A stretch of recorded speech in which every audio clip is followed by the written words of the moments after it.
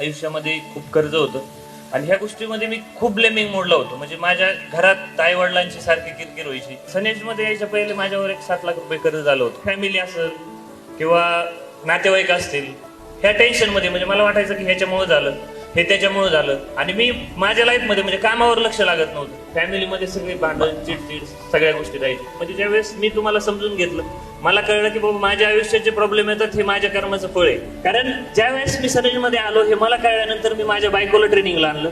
म्हणजे पहिलं घरातलं बायकोचं सासूचं भांडण स्टॉप झालं.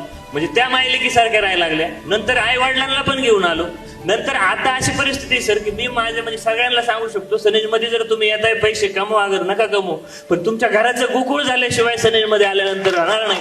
ही परिस्थिती आज माझ्या फॅमिलीमध्ये सर. आणि ह्याच्यासाठी मी तुमचे लाख लाख धन्यवाद. सनेजमध्ये आल्यानंतर तुम्ही जे वातावरण दिलं माझ्या फॅमिलीला दिलं. आणि मला असं वाटतं की जे तुम्ही सांगताय तर मी रक्ताच्या माझ्या शेवटच्या थेंबापर्यंत फॅमिलीतले लाखो लोकांचे प्रॉब्लेम सॉल्व्ह करण्यासाठी तुमच्यासोबत काम. वा वा वा, ग्रेट ग्रेट. थँक्यू.